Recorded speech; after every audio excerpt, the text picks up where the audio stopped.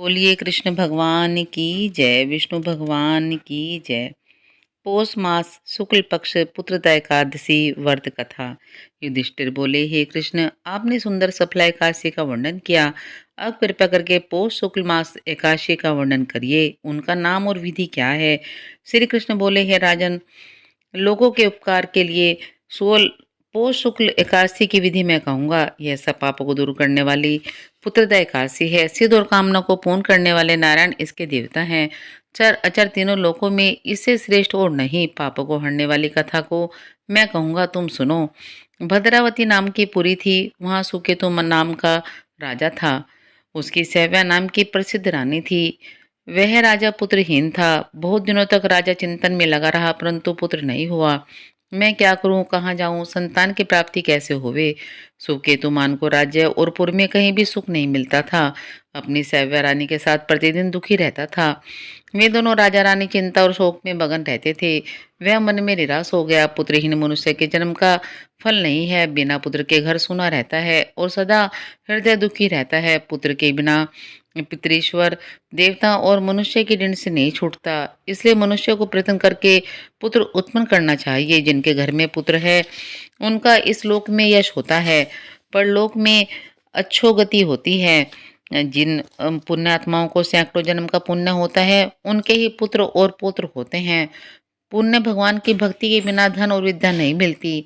यह मेरा सिद्धांत है। इस प्रकार राजा दिन रात चिंता में मन मगन रहता था और फिर सुकेतुमान ने आत्महत्या का विचार किया, परंतु उसने परलोक में दुर्गति समझकर वह विचार छोड़ दिया। संतान के भाव से अपने शरीर को दुर्बल देखकर, अपनी बुद्धि से अपना हित सोचकर घोड़े पर बैठकर राजा घोर वन में चला गया। पुरोहित आदि किसी को यह मालूम नहीं हुआ। वन में इधर उधर घूमता हुआ चिंता करने लगा कि मैंने ऐसा कौन सा बुरा काम किया जिससे ऐसा दुख मिला।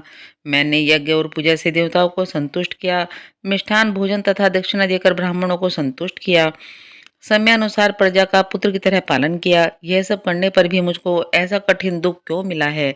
इस प्रकार चिंता करता हुआ आगे वन में चला गया। पुण्य के प्रभाव से कुमुंदनी से सुशोभित मानसरोवर के समान एक सुंदर सरोवर को देखा। यह सरोवर चकोर, चकवा और राजहंसों से शोभायमान था। उसमें मगर, मछलियां और जल के जानवर थे। ऐश्वर्यवान राजा ने सरोवर के पास बहुत से मुनियों को देखा और उनके आश्रम देखे और अच्छे सुगुन होने लगे। राजा का दक्षिण नेत्र और दक्षिण हाथ फड़कने लगा। इन अंगों का फड़कना शुभ सूचक प्रतीत हुआ। सरोवर के किनारे मंत्रों का जाप करते हुए मुनियों को देखकर घोड़े से उतरकर राजा उनके सामने खड़ा हो गया। व्रत करने वाले मुनियों को अलग अलग प्रणाम किया। हाथ जोड़कर राजा ने सबके लिए दंडवत किया। राजा को बहुत हर्ष हुआ। हे मुनीश्वर, प्रसन्न होकर बोले, हे राजन, आपकी क्या इच्छा है सो कहिए। राजा बोले, हे तपस्वियों, आप कौन हैं और आपका क्या नाम है? आप यहाँ किस लिए आए हैं सो कहिए। मुनि बोले, हम विश्व देवा हैं और स्नान करने के लिए यहाँ आए हैं। माघ का महीना निकट आ रहा है। आज से 5वें दिन माघ लग जाएगा। आज पुत्रदा नाम की एकादशी है। हे राजन, पौष शुक्ल एकादशी पुत्र की इच्छा करने वालों को पुत्र देती है। तब राजा कर बोले, पुत्र उत्पन्न करने के लिए मैंने भी बड़ा प्रयत्न किया है, परंतु मेरे कोई पुत्र नहीं हुआ। यदि आप प्रसन्न हैं तो मेरे लिए सुंदर पुत्र दीजिए। तब मुनीश्वर बोले, हे राजन, आज पुत्रदा नाम की प्रसिद्ध एकादशी है। आज ही इस उत्तम व्रत को करिए। हमारे आशीर्वाद से और भगवान की कृपा से आपको अवश्य ही पुत्र होगा।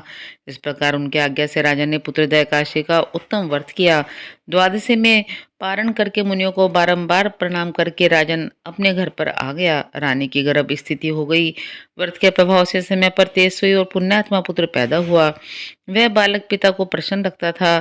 फिर वह गद्दी पर बैठकर प्रजा का पालन करने लगा। हे राजन, इसलिए पुत्रदा एकादशी का व्रत करना चाहिए।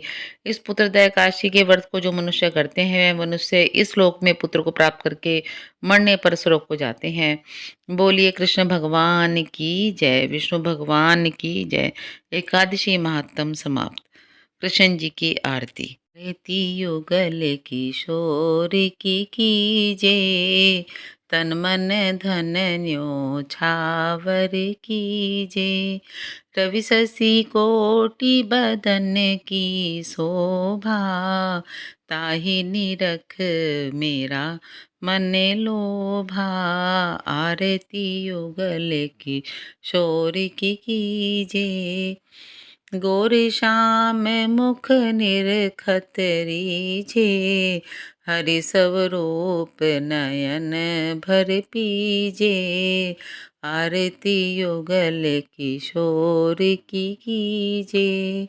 कंचन थार कपूर की पाती, हरियाए निर्मल भई छाती।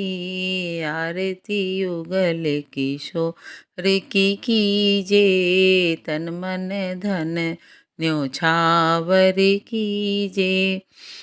फूलन की सेज फूलन गल माला, रतन सिंहासन बैठे नंद लाला। आरती युगल किशोर की कीजे। मोर मुकुट कर मुरली सोहे, नटवर वेश देख मन मोहे। आरती युगल किशोर की कीजे। ओढ़े नील पीत पट सारी, कुंज बिहारी गिरवर धारी। आरती करत सकल ब्रज नारी। आरती युगल किशोर की कीजे। तन मन धन न्योछावर कीजे। नंदनंदन वृष भानु किशोरी, परमानंद प्रभु अविचल जोरी।